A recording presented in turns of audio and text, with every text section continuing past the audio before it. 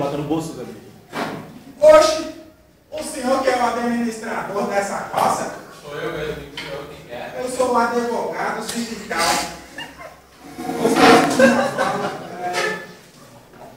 Eu sou o advogado Armando, advogado Armando. Eu venho representando a organização sindical dos metalúrgicos. Eu no poder, lutando pelo poder normativo Da norma. e por melhores condições de trabalho. E falando nisso, já que o senhor é do sindicato, o senhor é meu funcionário, fiquei sabendo que o senhor perdeu o seu dedo, então o senhor está demitido.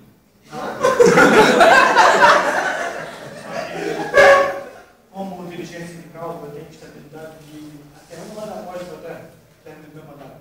Não posso ser demitido. Ah, é assim, então também vou fazer o sindicato para mim. Oxe, e o senhor não sabe, tem o princípio da unicidade, a dissociação de categorias. Todo sindicato, não pode ter mais de um sindicato na mesma região. É o princípio da unicidade. Uma região mínima de um município. Então diga logo o que o senhor quer. Oxe, eu como advogado do sindicato, só quero resolver os problemas da classe operária.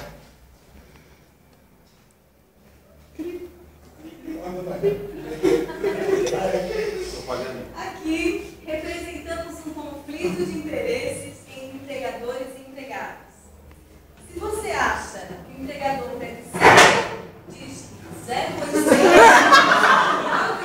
999. Mas se você acha que não, que o empregador não deve levar em conta a negociação e deve levar para um acordo coletivo ou convenção coletiva, diz 0800 99 99 01.